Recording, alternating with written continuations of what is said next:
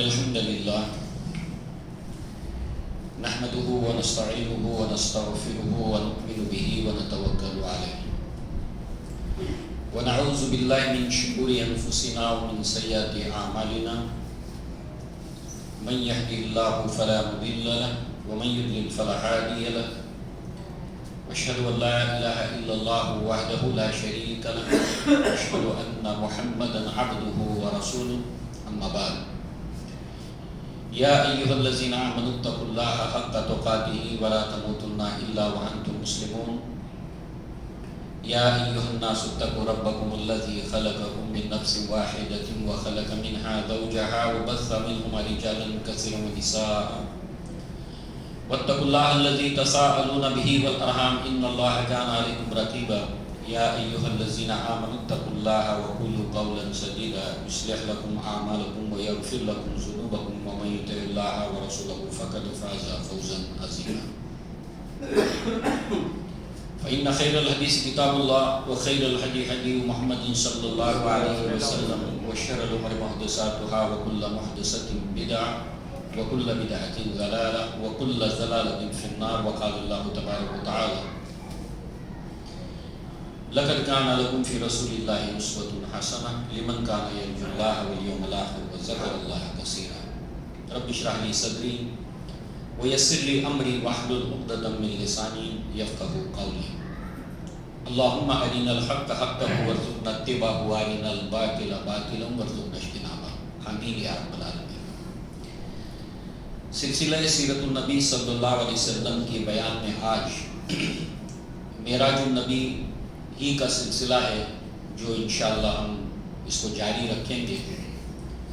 گزشتہ مرتبہ اللہ کے نبی صلی اللہ علیہ وسلم کا وہ سفر جو مسجد حرام سے شروع ہو کر خانہ کعبہ سے شروع ہو کر مسجد اقصیٰ تک اس کے اندر آنے والی جو تفصیلات یا واقعات ہیں اس کو ہم نے دیکھا. آج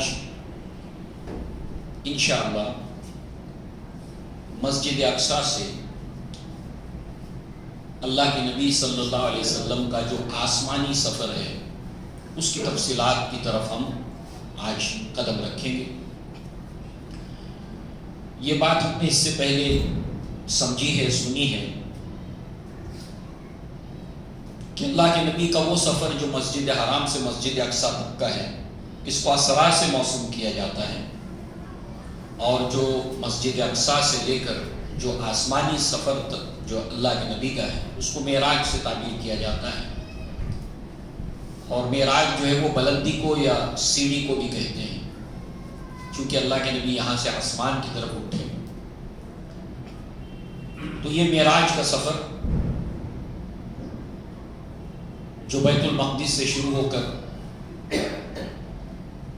اللہ تبارک و تعالیٰ اپنے بندے محمد رسول اللہ صلی اللہ علیہ وسلم کو جہاں تک لے جانا چاہا اللہ لے گیا. جو دکھانا چاہا دکھایا, جو سنانا چاہا سنایا. اللہ کے نبی نے اس کی ہم کو خبر دی. اللہ کے نبی فرماتے ہیں اس کے بعد مسجد اقصیٰ کے تمام واقعات ہونے کے بعد جب یہ سفر شروع ہوتا ہے ثم عرج بنا الی السماء الدنیا, پھر اس کے بعد آسمان دنیا کی طرف مجھے اٹھایا گیا. جبریل علیہ السلام کے ساتھ آپ گئے ہیں. آسمان دنیا جو ہم نگاہ اٹھا کر دیکھتے ہیں تو جو آسمان ہمیں نظر آتا ہے اس کے اوپر بھی آسمان ہے, مگر جو آسمان دنیا ہے جو ہم کو نظر آتا ہے قرآن میں کتنی آیات ہیں کہ جہاں اللہ تعالیٰ نے اس دنیاوی آسمان کی طرف نگاہ کرنے کو اس میں غور و فکر کی. اللہ تعالیٰ نے اپنے بندوں کو دعوت دی. اس کے اندر اللہ تعالیٰ کی توحید کی نشانیاں ہیں. کہیں اللہ فرماتا ہے افلا ينظروا الى السماء كيف بنيناها افلم ينظروا الى السماء كيف بنيناها, کیا تم آسمانوں کی طرف نہیں دیکھتے کیسے ہم نے اس کو بلند کیا ہے, بنایا ہے. کہیں فرماتا وَإِلَى السَّمَاءِ كَيْفَ رُفِعَتْ, اور یہ آسمان نہیں دیکھتے اس کو کہ کیسے اللہ تعالیٰ نے اس کو بلند کیا ہے. اور ان آسمانوں اور زمینوں کے درمیان اللہ تبارک و تعالیٰ کی 24/7 تدبیریں جاری اور ساری. یدبر الامر من السماء الى الارض. آسمان اور زمین کے درمیان وہ تدبیر کرتا ہے. ہر روز زمین سے آسمانوں میں چیزیں چڑھتی ہیں، اترتی ہیں، اور اللہ تعالیٰ ان تمام چیزوں کا جاننے والا ہے. لہذا اللہ کی یہ جو تدبیریں ہیں زمین اور آسمانوں میں، وہ اس معراج کے ذریعے سے کچھ ہمارے اوپر ظاہر ہوتی ہیں کہ اللہ نے کس طرح سے اس آسمانوں کے اندر اللہ تعالیٰ نے اپنی تدبیروں کو اللہ تبارک و تعالیٰ نے رکھا ہے.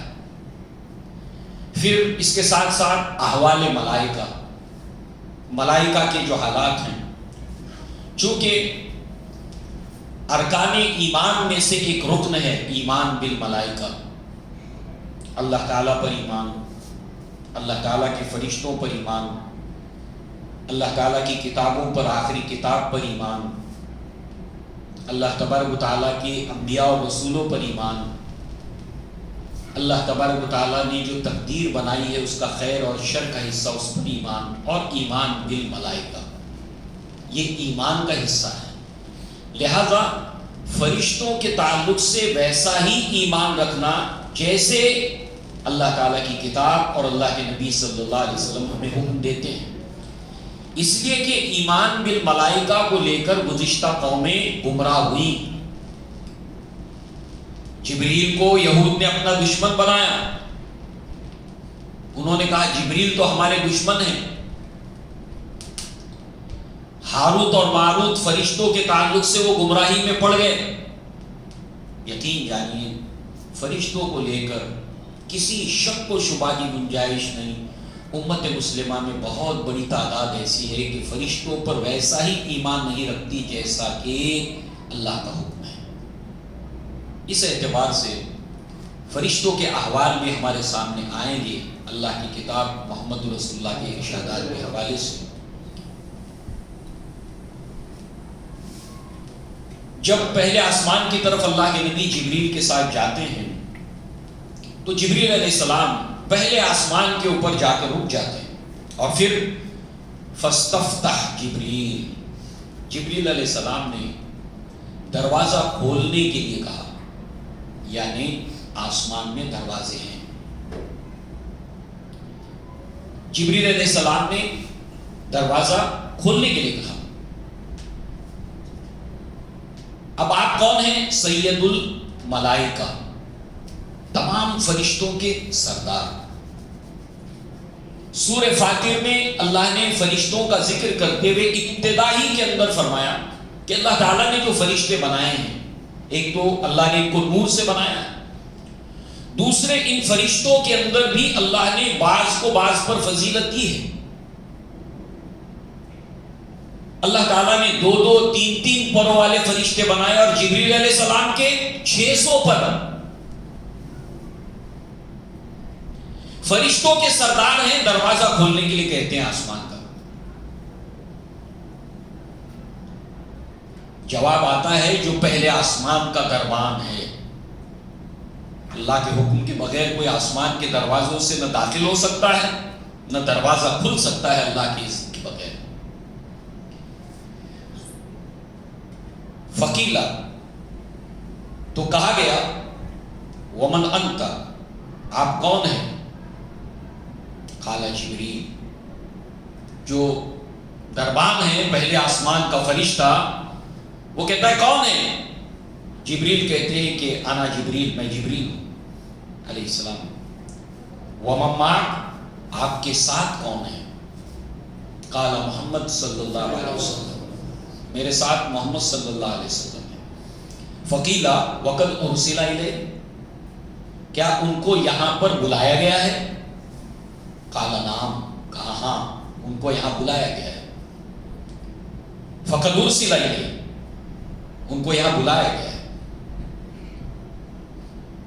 ففتح لنا، پھر اس کے بعد ہمارے لیے دروازہ کھولا گیا.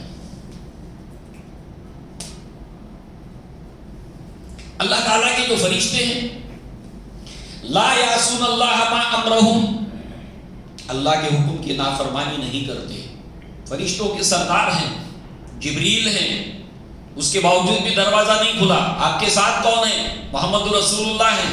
بلایا گیا ہے تب جا کے دروازہ کھلا. فرشتوں کے سردار. اس کو سمجھنے کے لیے ہم اپنی دنیا کی مثال سامنے رکھ سکتے ہیں. کسی فنکشن، کسی پروگرام میں ہم جاتے ہیں، منظر اکثر و بیشتر ہم نے دیکھنے کو ملتا ہے. شاید ہم میں سے کئیوں نے ایسا کیا. اب وہ واچ مین ہے، روک لیتا ہے، پاس دکھائیے، گیٹ پاس دکھائیے.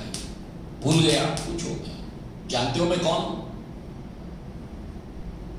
مگر یہاں اللہ تعالیٰ کی تدبیر کے اندر جبریل چاہے فرشتوں کے سردار ہو، جو پروٹوکول ہے وہ پورا ہوگا. اور فرشتہ اللہ کے حکم کی نافرمانی نہیں کرے گا، چاہے فرشتوں کے سردار ہیں وہاں پر اور انبیاء کے سردار ہیں وہاں پر. لا یعصون اللہ ما امرہم، اللہ کے حکم کی نافرمانی کوئی فرشتہ نہیں کرتا ذرہ برابر. اب ہم کیوں جائیں تفصیل میں، مگر دیکھیے آپ، یہ انسائکلوپیڈیا ہے فرشتوں کو لے کر گمراہی کے امت مسلمہ کے اس باب کے اندر. انسائکلوپیڈیا ہے. مردے کی جان نکالنے کے لیے آیا فرشتہ ملک الموت، تو جس کا وہ مرید ہے اس نے فرشتے کو واپس بھیج دیا کاٹ کر. یہ دیکھیے ہم نے اس کو بس ٹیکن فار گرانٹیڈ کر دیا ہے. کبھی سوچتے نہیں ہیں کہ یہ ایمان بالملائکہ ایمان کے ارکان میں سے ایک رکن ہے اور ویسے ہی ماننا ہے. اور اس سے پہلے کی قومیں فرشتوں کے معاملے میں بہت زبردست گمراہ ہوئی ہیں. اور اللہ کے نبی نے فرمایا لَيَأْتِيَنَّ عَلَىٰ أُمَّتِي كَمَا أَتَىٰ عَلَىٰ بَنِي إِسْرَائِيلَ حَزْوَ النَّالِ بِالنَّالِ، میری امت گمراہی کے ان سب راستوں پر جائے گی.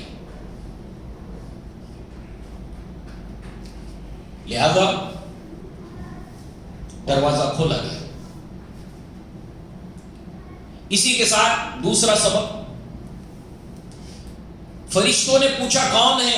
کہا جبریل. آپ کے ساتھ کون ہے؟ کہا محمد رسول اللہ. یعنی فرشتوں کو علم غیب نہیں ہے. فرشتوں کو اتنا ہی علم ہے جتنا اللہ نے دیا ہے. اور یہ معاملہ صرف فرشتوں کی حد تک نہیں ہے بلکہ اللہ کی ساری مخلوق، آدم علیہ السلام سے لے کر محمد رسول اللہ صلی اللہ علیہ وسلم تک اور تمام فرشتوں کے درجہ بدرجہ جبریل علیہ السلام تک، فرشتوں نے اس وقت اقرار کیا لا علم الا ما علمتنا، اے اللہ ہمیں اتنا ہی علم ہے جتنا تو نے ہمیں دیا ہے. آیت الکرسی توحید کا ایک زبردست باب ہے، اس کے اندر ایک سیکشن، ایک حصہ وہ ہے وَلَا يُحِيطُونَ بِشَيْءٍ مِّنْ عِلْمِهِ إِلَّا بِمَا شَاءَ. اللہ کے علم سے کوئی ہو کسے باشد علم حاصل نہیں کر سکتا، اس کو علم نہیں مل سکتا جتنا اللہ تبارک و تعالیٰ دینا چاہے. پھر اسی کے ساتھ ساتھ یہ جتنا بھی علم فرشتوں کو ہو، انبیاء کو ہو، دنیا کا کوئی علم ہو، سارے علوم کا خالق مالک اللہ تعالی ہے. اور اس کو ایک اور حدیث کے ایک حصے سے کہ جب موسیٰ علیہ السلام خضر کے ساتھ دریا کے اندر کشتی میں سفر کرتے ہیں، اس پوری واقعے کا قصے کا کانٹیکس یہ ہے کہ موسیٰ علیہ السلام کو جب پوچھنے والے نے سوال پوچھا کہ آپ سے زیادہ بھی کوئی جانکار اور علم والا ہے، اس پر موسیٰ علیہ السلام نے کہا کہ نہیں. اس کے اندر کوئی کبر نہیں تھا، کوئی عجب نہیں تھا. آپ اللہ کے رسول تھے. اللہ تعالیٰ جس رسول کے پاس علم بھیجے اس سے کلام کرے، اس سے اللہ کس کو علم ہوگا. مگر اللہ کو یہ بات ناپسند ہوئی اور اس کے بعد اس کانٹیکس کے اندر یہ سفر شروع ہوتا ہے تحصیل علم کا. اس وقت اس کشتی کے اندر اس کے تختے پر ایک چڑیا آ کر بیٹھتی ہے، دریا سے پانی پیتی ہے اور اڑ جاتی ہے. تو خضر جو ہے وہ جو موسیٰ سے زیادہ علم رکھتے ہیں، انہوں نے موسیٰ علیہ السلام سے کہا کہ اے موسیٰ، دیکھا تم نے اس چڑیا کو، یہ پانی پی کر اڑ گئی. ما علمی و علمک من علم اللہ الا مثل ما نقص هذا العصفور من هذا البحر. مجھے تمہیں اور یہ پوری دنیا جتنا بھی علم دیا گیا، جو بھی دنیاوی دینی جو بھی علوم ہے، یہ سارا کے سارا علم اس کی مثال ایسی ہے جو دیا گیا ہے سب کو. جیسے اس چڑیا نے دریا میں سے پانی پیا اور جتنا یہ علم اس میں سے صرف ہوا کم ہوا، بس اتنا ہی علم سب کو دیا گیا. ابھی اتھاہ سمندر ہے علم کا. لہذا علم کی نسبت کل کی کل اللہ کی طرف کرنا، اور بہت تھوڑا ہے جو اللہ تعالیٰ کی مخلوق کو علم دیا گیا، بہت تھوڑا. تو فرشتے نے پوچھا آپ کون ہیں؟ جبریل ہے. آپ کے ساتھ کون ہے؟ لہذا سورہ یوسف میں اللہ تعالیٰ نے فرمایا کہ وہ فوق ذی علم علیم، ہر علم والے کے اوپر ایک علم والا ہے. لہذا کوئی بھی ہم انسانوں میں سے یہ گمان نہ کریں کہ وہی سب سے زیادہ علم والا ہے. یہ اللہ تعالیٰ کو بات ناپسند ہے. یہ تمام باتیں انسان کی ایسی سوچ اور اس کے ایموشنز کو اس طرح کی تربیت دیتی ہیں. معراج کے پیغام، اس کی عبرتیں، اس کی نصیحتوں میں سے یہ ایک اہم نصیحت ہے. جب اللہ کے نبی داخل ہوئے پہلے آسمان کا دروازہ کھلنے کے بعد، تو وہاں پر فرشتوں کی خوشیوں کی ایک بہار، فرشتے نہال ہو گئے، مبارکباد دی آپ کو، مگر ڈیوٹی پوری. جب تک کہ اللہ تعالیٰ کا اذن اور اجازت اور اللہ کا حکم کے مطابق ہی وہ کام کرتے ہیں. دروازہ کھلنے کے بعد فرشتے خوشی سے نہال ہیں اور مبارکباد دیتے ہیں. وَنِعْمَ الْمَجْعُوجَ، اللہ کے نبی سے فرماتے ہیں کہ آپ مرحبا، ویلکم، آپ بہت اچھے تشریف لانے والے ہیں. یہاں آنے والوں میں آپ بہترین تشریف لانے والوں میں سے ہیں. مرحبا بہم، اہلاً و سہلاً. اللہ کے نبی جب پہلے آسمان سے داخل ہوئے تو اللہ کے نبی صلی اللہ علیہ وسلم نے ایک منظر دیکھا. ایک شخص ہیں جو کبھی دائیں طرف دیکھتے ہیں، مسکراتے ہیں، ہنستے ہیں، کبھی بائیں جانب دیکھتے ہیں تو رونے لگتے ہیں، دائیں جانب مسکراتے ہیں، بائیں جانب رونے لگتے ہیں، پھر دائیں جانب دیکھتے ہیں مسکراتے ہیں، بائیں جانب دیکھتے ہیں رونے لگتے ہیں. اب یہ منظر حیران کرنے والا تھا. تو اللہ کے نبی صلی اللہ علیہ وسلم نے جبریل علیہ السلام سے پوچھا کہ یہ کون ہے اور ایسا کیوں کرتے ہیں؟ یہ کون ہے اور ایسا کیوں کرتے ہیں؟ برسبیل تذکرہ معراج کے واقعات کو آپ نے سنا ہو. ابتدا میں جب ہم نے اس کا آغاز کیا تھا تو ہم نے یہ بات وہاں پر نوٹ کی تھی کہ اس کے اندر جو عبرتیں، نصیحتیں سب ایک طرف رہ گئی. ایسے قصے کہانیاں اس سے جوڑے گئے، موضوع من گھڑت.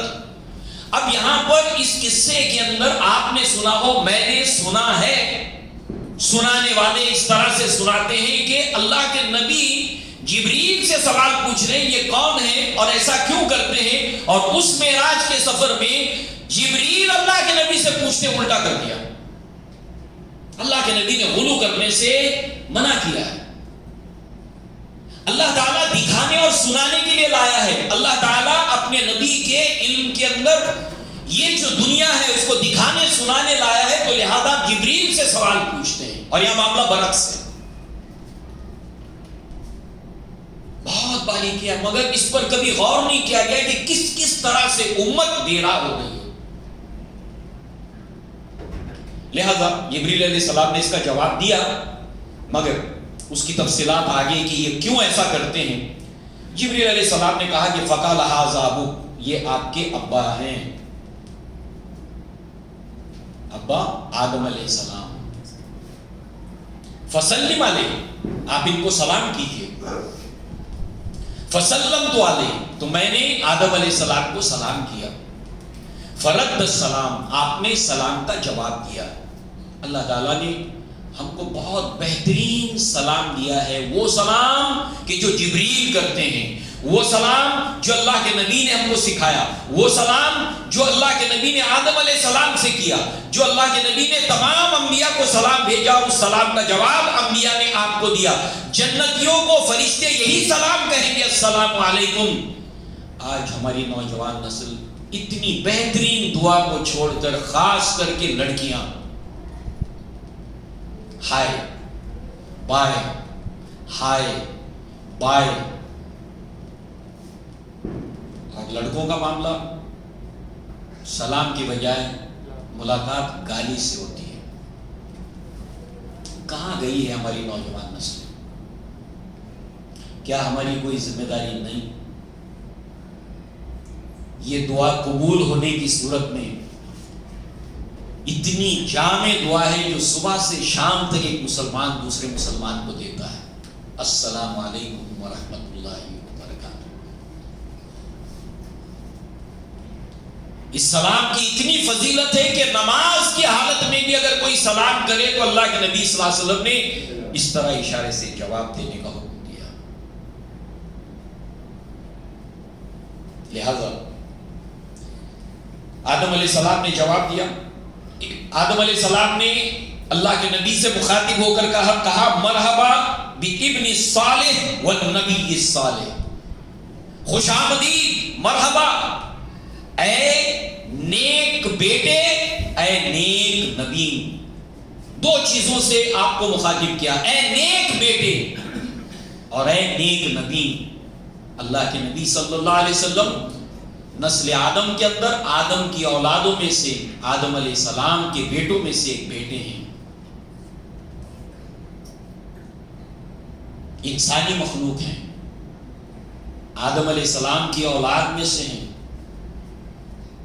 نسل ابراہیمی میں، نسل اسماعیلی میں، یہ ساری نسلیں جا کر آدم علیہ السلام پر منتج ہوتی ہیں۔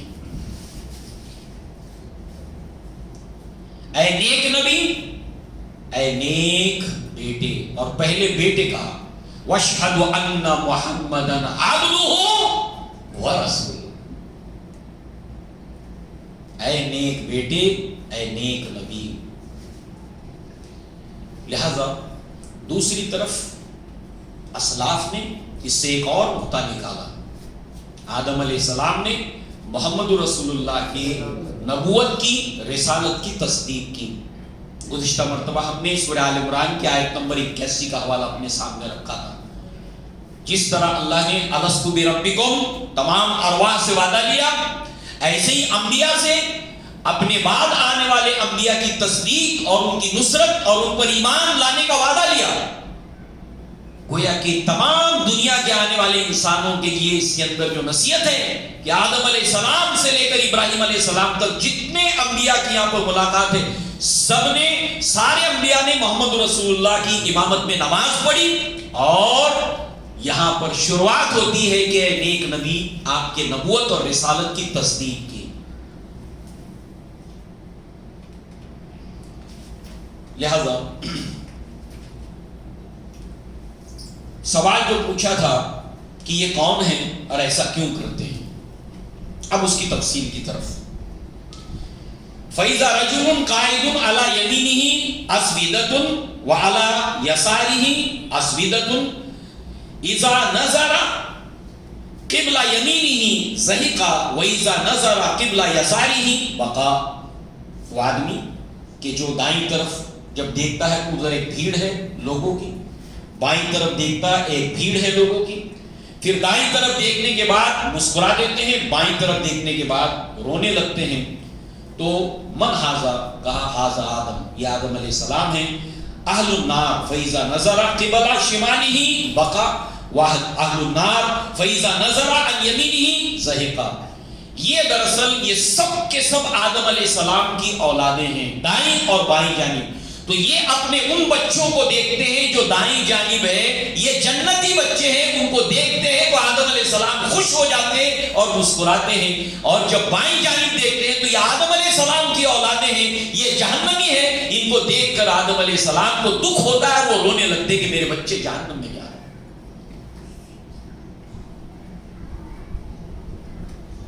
لہذا اب یہاں پر نقطہ ہے، دو فیکٹرز کو سامنے رکھتے ہوئے اللہ کے نبی معراج کے بعد جب آئے ہیں تو آپ کی دعوت کے اندر بڑی شدت پیدا ہوئی۔ کیوں؟ ایک نبی کے لیے جب ہجرت کا حکم قریب ہوتا ہے وہ وقت اس قوم کے لیے اچھا نہیں ہوتا۔ جب ایک نبی کی ہجرت کا وقت قریب آتا ہے وہ اس کی قوم کے لیے اچھا نہیں ہوتا۔ اللہ کے نبی کو جو آیات نازل ہو رہی تھی اس میں ہجرت کے اشارے مل رہے تھے، اور پورے واقعات پڑھیے کہ جب بھی لوط علیہ السلام نے ہجرت کی، نوح علیہ السلام نے ہجرت کا وقت آیا، اس کے بعد ترنت کیا ہوا؟ ہجرت کے فوراً بعد اللہ کے نبی صلی اللہ علیہ وسلم کے اس شغف میں، اس شدت میں کہ کسی طرح یہ ایمان لے آئے، آپ کی حرص ایمان لانے کو لے کر لوگوں کے لیے، اللہ تعالیٰ نے کہا کہ نبی آپ اپنے آپ کو ہلاک کر ڈالیں گے کہ یہ ایمان نہیں لاتے، اتنا خطرہ بڑا دیکھ رہے تھے اللہ کے نبی صلی اللہ علیہ وسلم اپنی قوم کے لیے رحمت للعالمین۔ اور دوسری طرف ایک فرما بردار بیٹا جب اپنے باپ کا دکھ دیکھتا ہے تو باپ کا دکھ اس کا اپنا دکھ ہے، باپ کی خوشی اس کی خوشی ہے۔ آدم علیہ السلام کیوں رو رہے تھے؟ اپنے ان بچوں کو دیکھ کر کہ یہ جہنم میں جائیں گے، لہذا اللہ کے نبی نے فرمایا تمہاری اور میری مثال ایسی ہے جیسے ایک آگ کا الاؤ ہے، تم اس میں گرا چاہتے اور میں تمہاری کمر پکڑ پکڑ کے روکتا ہوں۔ اللہ کے نبی کی دعوت و تبلیغ کے اندر ایک شدت پیدا ہو، نہ اپنے دن کو دن سمجھا، نہ رات کو رات سمجھا، کہ نسل آدم کو جہنم سے بچایا جائے۔ یہ پیغام معراج کا ہے، بلغوا عنی ولو آیۃ۔ اللہ کے بندوں کو، آدم علیہ السلام کی اولادوں کو جہنم کی آگ سے بچانے کے لیے ہر آدم کا بچہ کوشش کرے، جتنی اس کی استعداد ہے، جتنی اس کی طاقت ہے۔ لہذا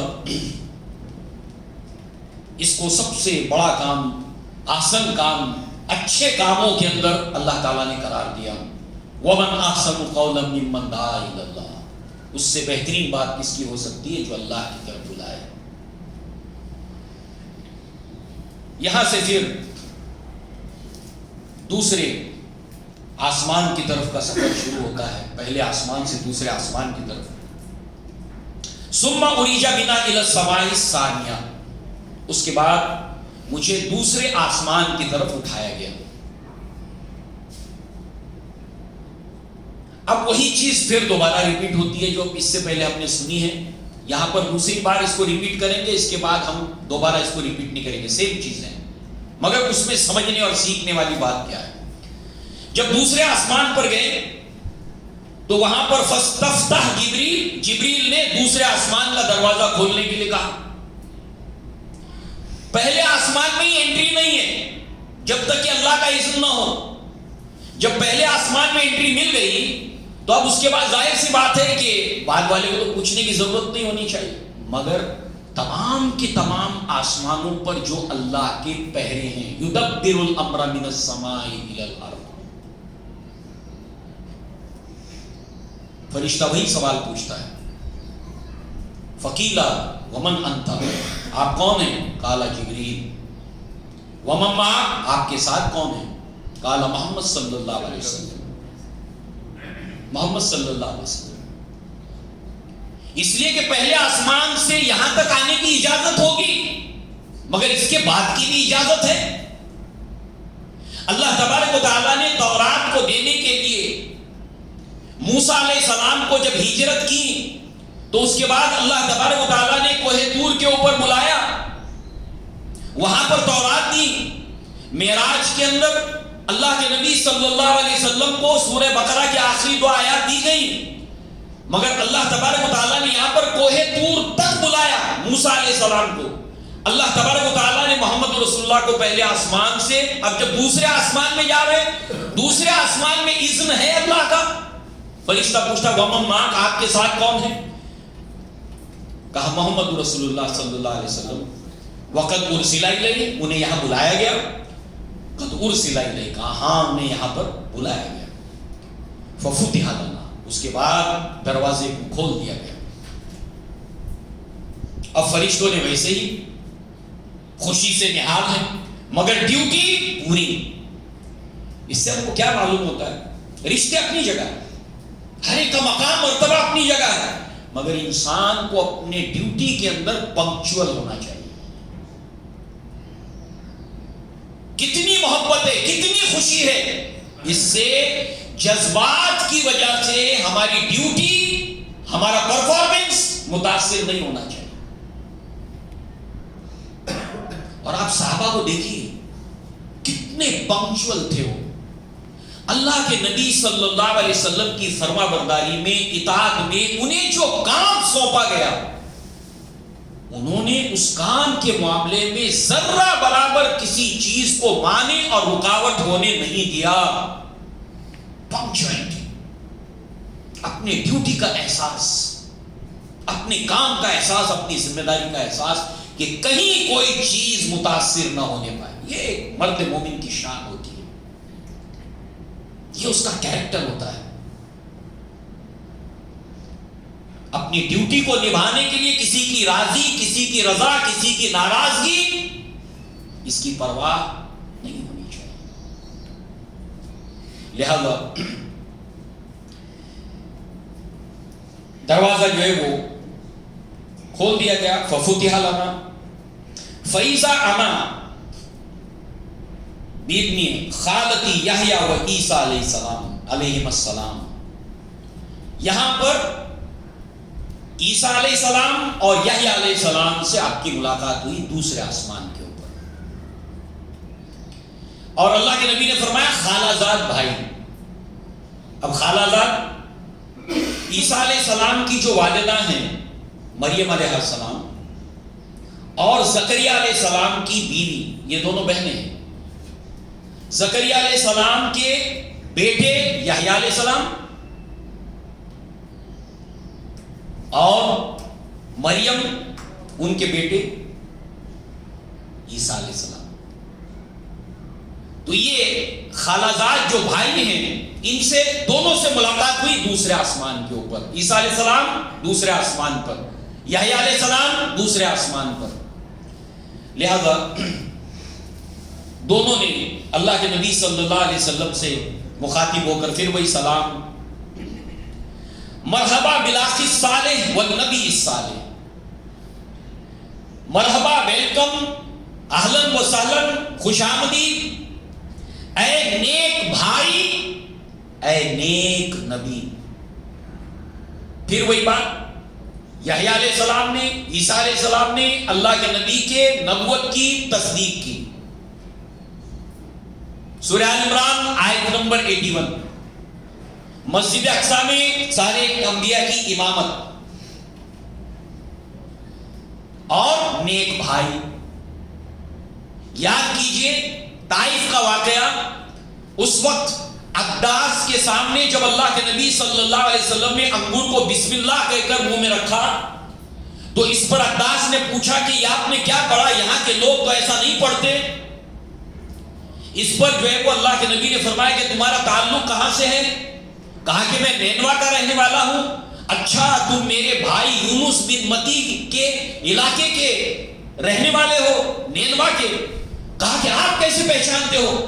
اللہ کے نبی صلی اللہ علیہ وسلم نے فرمایا ذالک اخی، وہ میرے بھائی ہیں، کانا نبیا وانا نبی، وہ میرے بھائی ہیں، وہ بھی اللہ تعالیٰ کے نبی تھے اور میں بھی اللہ تعالیٰ کا نبی ہوں. تمام انبیاء بھائی ہیں. سب کو اللہ تبارک و تعالیٰ نے اپنے اپنے وقت پر نبی بنایا.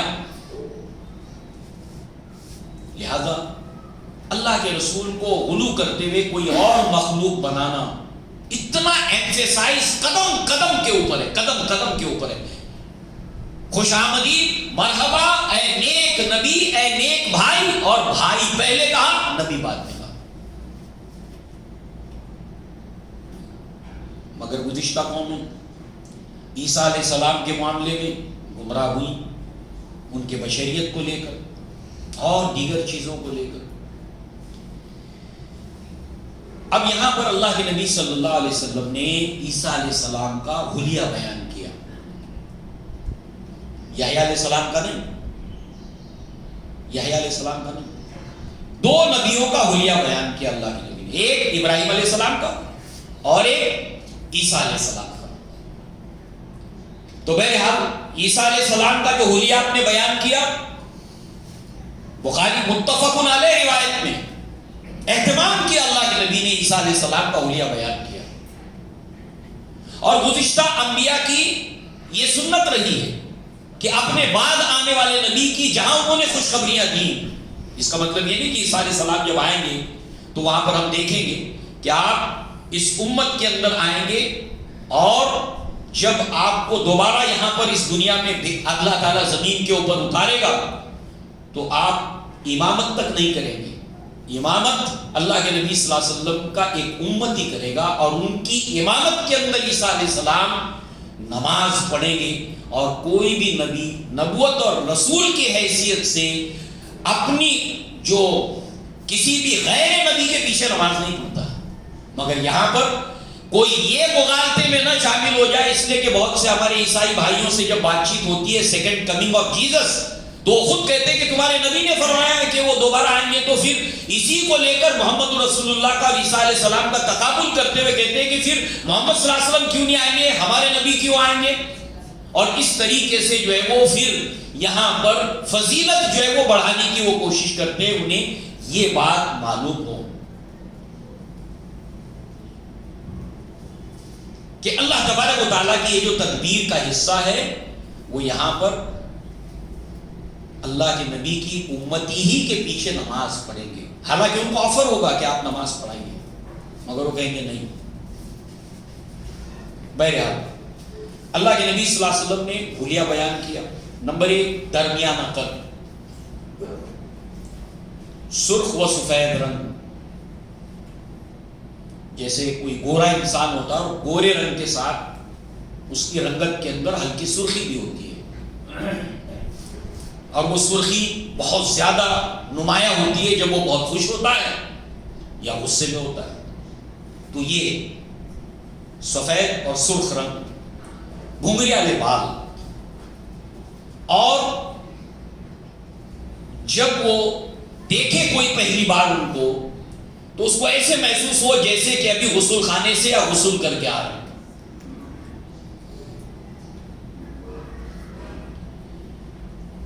پھر اللہ کے نبی نے فرمایا کہ جیسے تم نے عروہ ابن مسعود ثقفی کو دیکھا ہے، بالکل ان سے مشابہت ہے ان کی دکھنے میں، عیسیٰ ابن مریم کی جو مشابہت ہے وہ عروہ ابن مسعود، صحابہ نے دیکھا تھا عروہ ابن مسعود کو رضی اللہ عنہ، کہا مشابہت ان سے ملتی جلتی ہے ایسے۔ اللہ کے نبی نے اتنا اہتمام کیا، ایسے ہی جیسے کہ دجال کے بارے میں اللہ کے نبی صلی اللہ علیہ وسلم نے اس کا پورا حلیہ بیان کیا،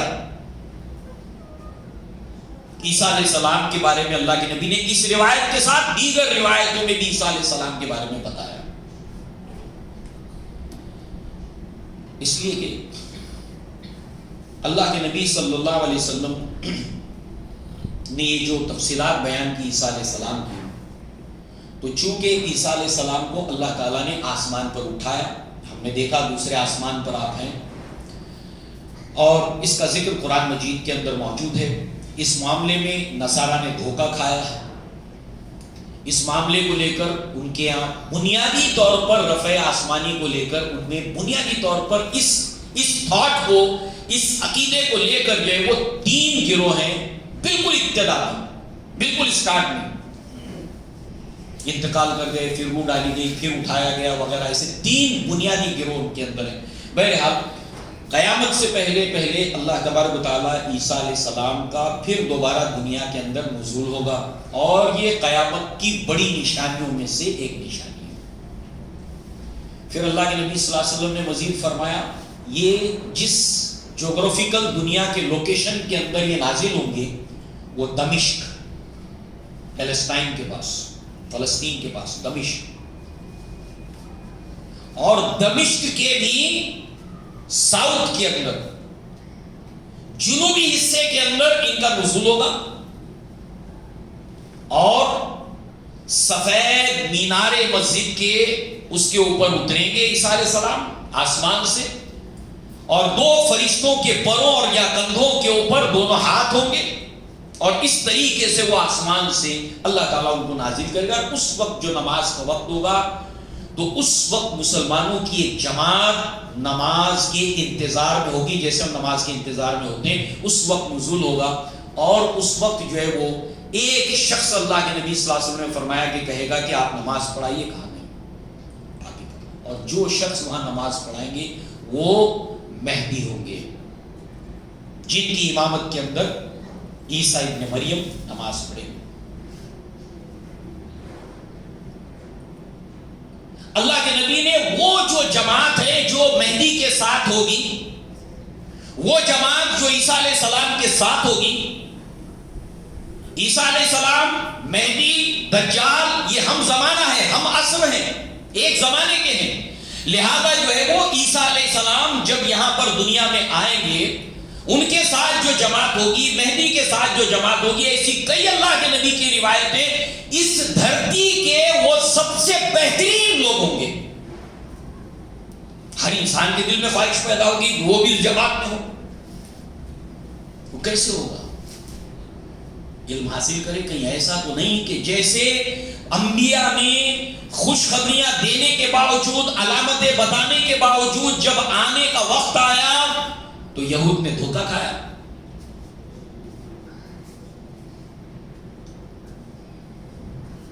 ہر انسان چاہے گا کہ اس وقت کے دنیا کے بہترین انسانوں میں اللہ تبارک و تعالیٰ اسے شامل کرے، تو کہیں ایسا تو نہیں کہ اس کو نماز پڑھتے ہوئے دیکھ کر کہیں ہم یہ کہہ بیٹھے کہ یہ تو قوم باہر کے آ گیا، یہ نماز ہماری طرح پڑھتا ہی نہیں، کیونکہ وہ عین اللہ کے نبی کی سنت کے مطابق نماز پڑھیں گے۔ یہ ایک مثال ہے، کیونکہ یہود نے جو تصور قائم کیا تھا اپنے نجات دہندہ کا، نصارہ نے جو قائم کیا ہے، جو کرائیٹیریا اپنا بنا کے رکھا ہے، سیکنڈ کمنگ آف جیزس، نجات دہندہ یہود بھی انتظار میں، نصارہ بھی انتظار میں، اور مسلمان بھی انتظار میں، سبھی انتظار میں ہیں، مگر اس سے پہلے قوموں نے دھوکہ کھایا۔ کیوں دھوکہ کھایا؟ کیونکہ ان کے بنائے ہوئے آئیڈیاز اور کرائیٹیریا کے اوپر وہ نہیں اترا، لہذا صحیح علم حاصل کرنا، آتھینٹک قرآن اور سنت کا علم حاصل کرنا، تاکہ کسی طرح کے کوئی دھوکے میں انسان نہ پڑ جائے۔ ہر نماز میں ہم دعا پڑھتے ہیں، ہر نماز کے اندر آخر کے اندر سلام سے پہلے جب ہم بیٹھتے ہیں یہ دعا پڑھتے ہیں اور پناہ مانگتے ہیں اللہ تبارک و تعالیٰ سے فتنۃ المسیح الدجال۔ اللہ کے نبی کی مسنون نماز کے اندر دعا کا یہ حصہ ہے۔ آج یہ مسنون دعا کتنی نمازیوں کی نماز کا حصہ ہے؟ 5 وقت کی فرض نماز، نوافل، سنت، ہر نماز کا یہ حصہ ہے کہ مسیح دجال کے فتنے سے ہم کو بچا۔ اللہ کے نبی نے اس دجال کا ڈسکرپشن اور وضاحت بھی بیان کی، عیسیٰ علیہ السلام کی بھی وضاحت بیان کی، اصل عیسیٰ اور جھوٹا مسیح دجال جو بنا ہوا، سچا اور جھوٹا۔ ظاہر سی بات ہے یہی تصور ہمارے یہاں پر ایک مہدی کا ہے، عیسیٰ علیہ السلام کا ہے اور مسیح دجال کا ہے، ایسے نصارہ کے یہاں پر ایک اصل second coming of Jesus, original اور اینٹی کرائسٹ، جو جھوٹا کرائسٹ بن کر آئے گا۔ یہود نے تو اسی وقت دھوکہ کھایا اللہ کے نبی کی بعثت کے وقت، مگر آخری وقت کے اندر آج وہ نصارہ کو دھوکہ دے رہے ہیں کہ یہ جو سیکنڈ کمنگ آف جیزس دوبارہ آئیں گے دراصل اس وقت جو ہے وہ یہود اور نصارہ یہ دونوں کے دونوں ایک ہوں گے اس کی قیادت کے اندر، اور آج یہ پوری دنیا عیسائی اور یہودیوں کی جو ایک بن رہی ہے اس کی فاؤنڈیشن کے اندر یہ ساری فکر، یہ سارے نظریات ہیں کہ اس کے بعد ہم گوگ اور میگوگ، وہ ساری دنیا کے لوگوں کو اور خاص طور سے مسلمانوں کو گوگ اور میگوگ یعنی یاجوج اور ماجوج قرار دیتے ہیں، وہ تصور وہاں پر بھی ہے۔ اور اس وقت جو ہے وہ عیسیٰ علیہ السلام جب آئیں گے تو یہود اور نصارہ مل کر یاجوج اور ماجوج کا خاتمہ کریں۔ یہ سب تصورات ہمارے یہاں پر بھی، مگر وہاں یہود دجال، وہاں پر ابلیس نے ان کو اس معاملے میں دھوکہ دیا۔ بہرحال عیسیٰ علیہ السلام کے تعلق سے اللہ کے نبی صلی اللہ علیہ وسلم نے بیان کیا، اور پھر یہ کامن چیز تینوں قوموں کے درمیان سیمیٹک ریلیجن جن کو کہا جاتا ہے، براہیمی مذاہب جن کو کہا جاتا ہے، جوڈائزم، کرسچینٹی اور اسلام، آخری دور میں ایک زبردست معرکہ جو ہے وہ ان قوموں کے درمیان جو ہونا ہے اس کی، یہ سب آج دنیا میں ہم دیکھ رہے ہیں، یہ سب اسی کا ایک گویا کہ ایک تمہید۔ اب جب وہ آئیں گے عیسیٰ علیہ السلام، مسلم شریف کی روایت ہے، ابی ہریرہ رضی اللہ عنہ فرماتے ہیں کہ قال رسول اللہ صلی اللہ علیہ وسلم واللہ، اللہ کی قسم، اور ایک روایت میں اللہ کے نبی صلی اللہ علیہ وسلم کہتے ہیں کہ اس ذات کی قسم کہ جس کے مٹھی میں میری جان ہے۔ کتنا تاکید کے ساتھ اللہ کے نبی بیان کر رہے ہیں، کہیں اللہ کی قسم کھا کر، آپ کو قسم کھانے کی ضرورت نہیں، کہیں اللہ کے نبی کہہ رہے ہیں کہ جس کے مٹھی میں، جس کے قبضے قدرت میں میری جان ہے، یہ اللہ کے نبی تاکید سے بیان کر رہے ہیں۔ واللہ لینزلن ابن مریم، ابن مریم ضرور بضرور لازماً ان کا نزول ہوگا۔ امت مسلمہ میں ایک بہت کثیر تعداد ایسے مفکرین کی ہے اور ان کے فالوورز کی ہے جو عیسیٰ علیہ السلام کے دوبارہ دنیا میں نزول کا انکار کرنے والے ہیں، مہدی کا انکار کرنے والے ہیں۔ اللہ کے نبی کہہ رہے ہیں کہ کیوں اتنا زور دے کر اللہ کے نبی نے کہا؟ کیونکہ یہ وقت آئے گا جب اس کے انکاری پیدا ہوں گے، صحیح احادیث کے ہونے کے باوجود،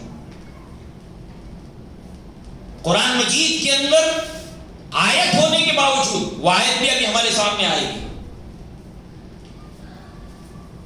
لازماً نازل ہوں گے عیسیٰ ابن مریم حکماً و عادلاً، ایک عدل و انصاف کرنے والے حاکم کی حیثیت سے، اور یہ عدل و انصاف شریعت محمدی صلی اللہ علیہ وسلم کو جو امت مسلمہ کے اندر خرابی ہے اور اس کے ساتھ ساتھ جو نصارہ نے خرابی پیدا کی ہے، گویا کہ وہاں پر ایک عدل اور انصاف والے حاکم بن کر جو ہے وہ اللہ تبارک تعالیٰ نے جو ہے وہ نازل کرے گا۔ فَلَيَكْسِرَنَّ الصَّلِيبَ، پھر آپ کیا کیا کریں گے؟ صلیب کو توڑ دیں گے، صلیب کراس اس کو توڑ دیں گے۔ بہت بڑی بڑی باتیں ہیں، سمبول ہے، یہ پورے نصارہ اور عیسائی عقیدے کا ایک سمبول ہے، صلیب کراس، اس کے ساتھ ایک عقیدہ ہے صلیب کیے جانے کا، اور اس کے ساتھ جو حق ہے آسمان کے اوپر اٹھائے جانے کا۔ تو گویا کہ یہ سمبول ہے صلیب کو توڑنے کا، مطلب یہ کہ عقیدہ ختم کرنے کا۔ اس کے بعد دوسرا، وَلَيَقْتُلَنَّ الْخِنْزِيرَ، خنزیر کو قتل کر دیں گے۔ مراد آج پوری دنیا کے اندر وہ قوم جو عیسیٰ علیہ السلام کو اپنی طرف، عیسیٰ علیہ السلام کی طرف اپنے آپ کو منسوب کرتی ہے، خنزیر کے گوشت کو کھاتی ہے، حرام، ختم کر دیں گے اس کو۔ وَلَيَزْعَنَّ الْجِزْيَةَ، جزیہ کو موقوف کر دیں گے۔ جزیہ کس کو کہتے ہیں؟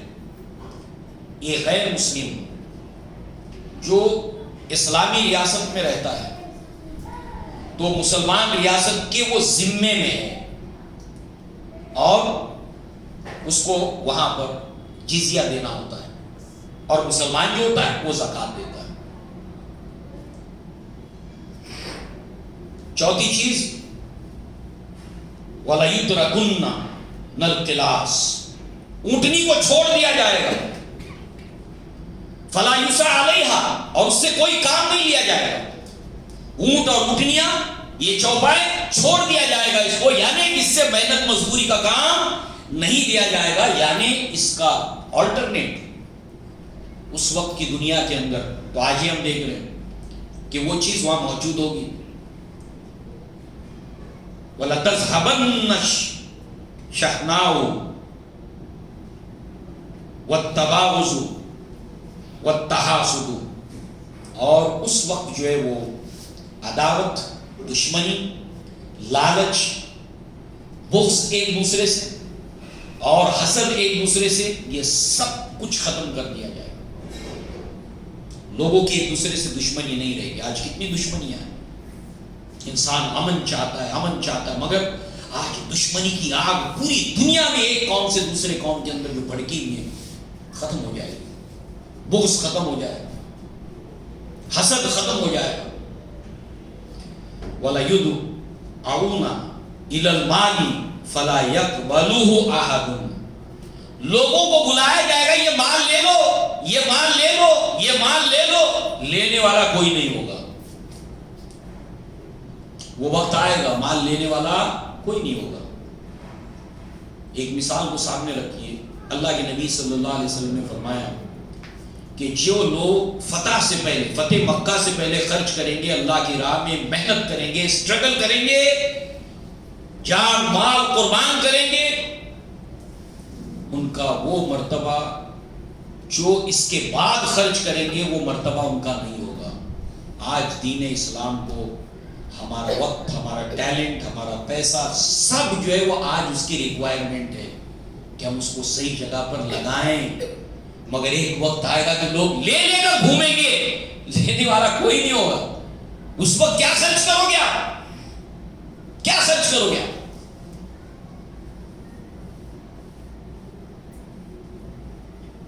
اس وقت جو ہے وہ ایک کھجور یا ایک دینار خرچ کرنے کا معاملہ کتنی حدیثوں میں اللہ کے نبی نے فرمایا. صحابہ نے اپنے جملوں کے اندر فرمایا. عبداللہ ابن عمر رضی اللہ عنہ کہتے ہیں، جو پہلی جو روایت ہے مسلم شریف کے اندر، کہ وہ اگر احد کے برابر بھی سونا خرچ کر دیں، اللہ کے نبی نے کتنی مرتبہ کہا کہ تم احد پہاڑ کے برابر سونا خرچ کر دو، ان کا مقام نہیں پا سکتے جنہوں نے فتح سے پہلے خرچ کیا. ریکوائرمنٹ.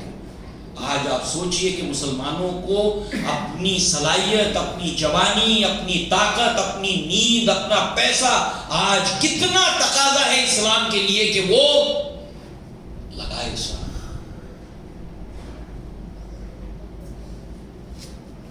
لہذا جو ہے وہ پھر اس کے بعد اس روایت کو بیان کرنے کا ابو ہریرہ رضی اللہ عنہ کہتے ہیں کہ اقرؤ ان شئتم، تم اگر چاہو تو اس آیت کو پڑھ لو. یہ عیسیٰ علیہ السلام کے آنے کے بعد جو ہے تم اگر چاہو اس روایت کو نبی کی سننے کے بعد اگر چاہو تو یہ آیت پڑھ لو. یہ آیت اور یہ دونوں چیزیں مطابقت ہیں ان کے درمیان، اور یہ حدیث اس آیت کی شرح کرتی ہے اور یہ قرآن مجید کی آیت اس کی یہ شرح ہے. یہ روایت جو اللہ کے نبی صلی اللہ علیہ وسلم نے بیان کی، وہ آیت کون سی ہے؟ وَإِن مِّنْ أَهْلِ الْكِتَابِ إِلَّا لَيُؤْمِنَنَّ بِهِ قَبْلَ مَوْتِهِ، اور اہل کتاب میں سے، من ہے اہل کتاب میں سے، آؤٹ آف دیم. من جب آتا ہے تو اس کا فائدہ کیا دیتا ہے؟ سب نہیں، ان میں سے ایک حصہ. من اہل الکتاب، اس لیے کہ اہل کتاب میں یہود بھی ہیں، وہ نہیں، ان کو سائڈ میں کر دو، آپ ایکسکلوڈ کر دو. من اہل الکتاب، یہود کو ایک طرف کر دو. یہ من اہل الکتاب یہ پوری کے پوری کرسچن ورلڈ ہے، پوری عیسائی دنیا ہے. تم اگر چاہو تو یہ آیت پڑھ لو. یہ آیت سورہ نساء کی ہے، آیت نمبر 159. تم یہ آیت چاہے تو پڑھ لو کہ اہل کتاب میں سے جو ہے وہ لازماً اس کے اوپر ایمان لائیں گے. بھی کا صیغہ اسلام، قرآن اور نبی کے اوپر ایمان لائیں گے. پوری کرسچن دنیا، یہ پورا امریکہ، یہ پورا یورپ، پوری عیسائی دنیا جو ہے وہ اسلام کے اندر داخل ہو جائے گی من اہل کتاب. اور پھر دوسری طرف تفصیلات ہے کہ یہود کا معاملہ اور حشر کیا ہوگا، ان کا کیا بھرکس نکالیں گے اہل اسلام اور اسلام میں داخل ہونے والی ہے عیسائی دنیا. اور آج اگر حکمت دیکھو اللہ تبارک تعالیٰ کی، تو یہ گویا کہ پوری دنیا کے عدل و انصاف سے محبت کرنے والے، اس کے چاہنے والے اور ظلم کے مخالف اور اسلامی دنیا جو کچھ بھی آج ان کا تماشا دیکھ رہی ہے، جو کچھ بھی آج ان کا ظلم دیکھ رہی ہے کہ یہ انسان کو انسان نہیں سمجھ رہے ہیں، گویا کہ اپنے تعلق سے دنیا کے دلوں کے اندر نفرت کو کوٹ کوٹ کے بھر رہے ہیں کہ وقت آنے کے اوپر ان کے اوپر رحم نہ کیا جائے۔ ہٹلر نے جب لاکھوں کی تعداد میں ان کو قتل کیا تو کہا کہ میں نے کچھ لوگوں کو زندہ چھوڑ دیا، یہودیوں کو، تاکہ دنیا جان لے ان کی حرکتوں کو دیکھ کر کہ میں نے جو کیا تھا وہ غلط نہیں کیا تھا، یہ ثابت ہو جائے، اس لیے میں نے کچھ لوگوں کو چھوڑ دیا ہے۔ آج دنیا کہہ رہی کہ نہیں کہہ رہی کہ ہٹلر نے غلطی کی؟ لہذا یہ اللہ کی مصلحت ہے۔ اتخذوا منکم الشہداء، اللہ تعالیٰ تم لوگوں میں سے کچھ لوگوں کو شہداء کے مرتبے پہ فائز کیا چاہتا ہے۔ وَلَا تَقُولُوا لِمَن يُقْتَلُ فِي سَبِيلِ اللَّهِ أَمْوَاتٌ، جو اللہ کی راہ میں قتل ہو جائے انہیں مردہ نہ کہو، بَلْ أَحْيَاءٌ وَلَٰكِن لَا تَشْعُرُونَ، تمہیں اس کا شعور نہیں ہے۔ ستیزہ کار رہا ہے تا ازل سے امروز،